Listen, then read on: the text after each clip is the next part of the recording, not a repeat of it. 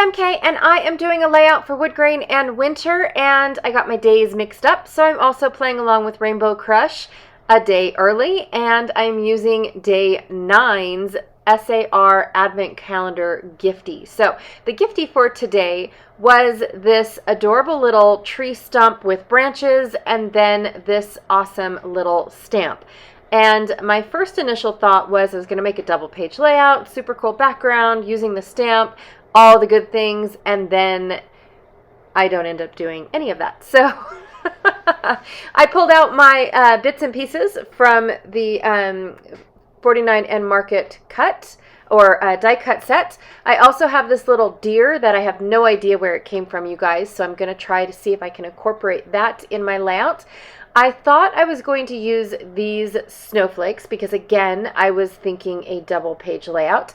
I don't end up using these at all anyways. These used to be in my shop, but they are so intricate that I actually had to redesign them, and I'm not quite finished with them yet. So hopefully they will come back to the shop, but they were just too intricate, and I kept breaking more than I kept selling, to be honest.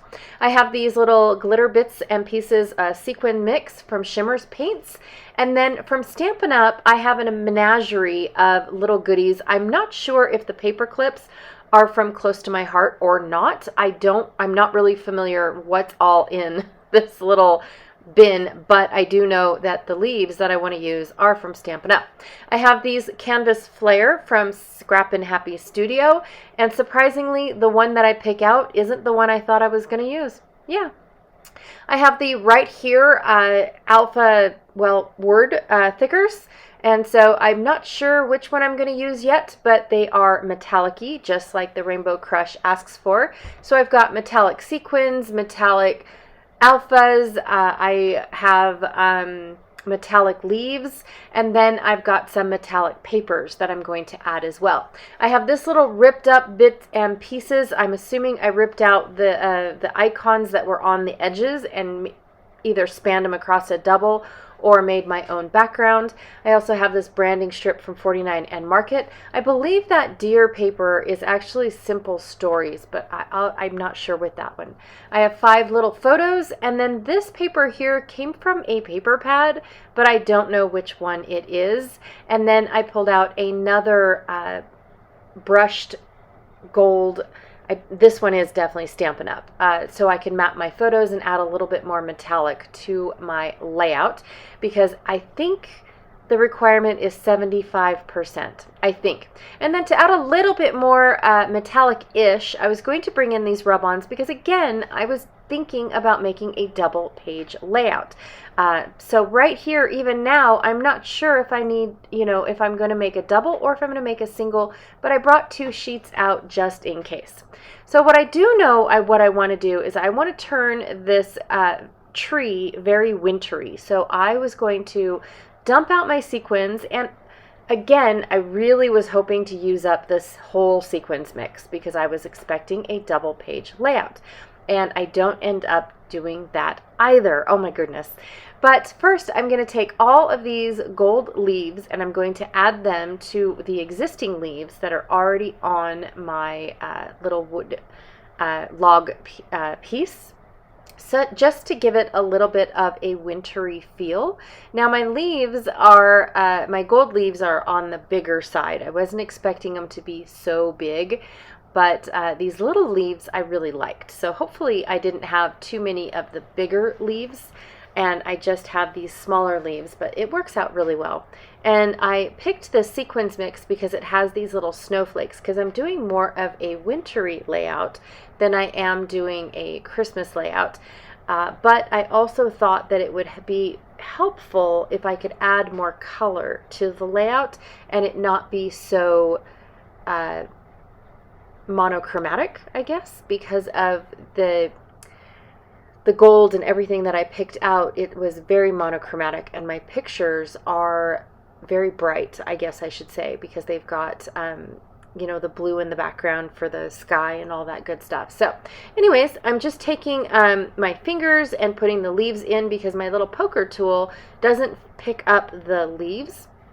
But I'm using my little pickup tool that is also from Close to My Heart, you guys. I am so sorry.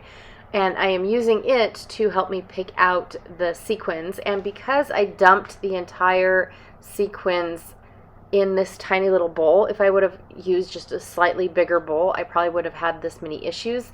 But I was having problems poking at the snowflakes specifically, and them falling deeper into the sequins mix, and I was picking up a whole bunch of sequins that I didn't want to get. So yes, this was all my bad, because I was very overly excited that I could finally use up the sequins pack. The sequins pack is probably, I don't know, I'm going to say 3 years old. At least 3 years old, you guys. And I was so excited to finally use it up. All right, inside my little leaf bin or tray or little container that I had my leaves in, I had this little lonely label. And I thought, oh, this is perfect to cover up the little mushrooms. And I probably could have got a gel pen and or a paint pen and made the mushrooms look like they were frosted. But yeah, I wasn't thinking, and the label was right there. So I covered up my little mushrooms and called it a day. So here I am dividing my papers up into the original layout that I had in my brain. This was how I wanted it. I was going to split the metallic wood grain paper in half, so that way I could have it going across a 2-page layout. And then I realized I wanted a little bit more of the red and green coming through my layout, just again to add more color. But I also wanted to create some sort of divider between my wood grain and the ripped paper. So I divided the ripped paper in half, and I was just going to have it creeping out between. I probably would have liked this a lot better had I not wanted to use a full 6 inches of wood grain. But also, if I would have printed my photos a little bit bigger. But these were supposed to be supportive photos of an actual 2-page layout. But then I realized that I needed another set of photos for this Advent calendar day. And so yes, I was a little on the oopsie side on this one all around, you guys. I don't know what I was thinking, but when I pre-plan too far ahead, it definitely does not work out for me at all. None of this. I always get confused, and I always at least mix up one day. So that is why Rainbow Crush is on a Tuesday instead of on a Wednesday like it is supposed to be. This is all my fault because I got totally confused. So here, now that I have to rearrange exactly what I was doing, I'm debating on whether or not I wanted to continue with my idea for the sequins. And what it is I wanted to follow the ripped edge of this paper with my sequins and kind of make it look like the sequins are bursting out of the ripped portion of the paper. What does that have to do with an outdoor layout? Absolutely nothing. This probably would have been better if I would have done like the decoration of the tree, or you know, the lights on the tree, the ornaments, the decorating of the house. That probably would have been a lot better. But because of the snowflakes and all of the festivities in here, and I don't know, I just really thought it would be a great addition for some reason for these photos. I have no idea why, you guys. And I do end up loving it by the time that I'm done. But I am filling in the crack, and then I'm taking my glue and adding it on top where I feel like the sequins are a little bit loose. So that way I have the texture paste holding them in place underneath, and I have the clear glue holding them in place on top. So I'm going to do the same thing anywhere that I can see the ripped edge of my pattern paper. And then of course I'm even going to go on top of my photo, just following that little gap all the way, so it looks like the sequins are trying to come out of the are trying to come out of from underneath the pattern paper. So, and then like I said, I planned on using this entire sequence pack because I was going to do this twice on 2-page layout, and then more of it. Like I was going to use the whole ripped edge of that paper because my photos were so small and going to be either on the edge or on the outside. depending. I don't know. I think it was the gap that threw me off on doing a double page layout. I'm not really sure.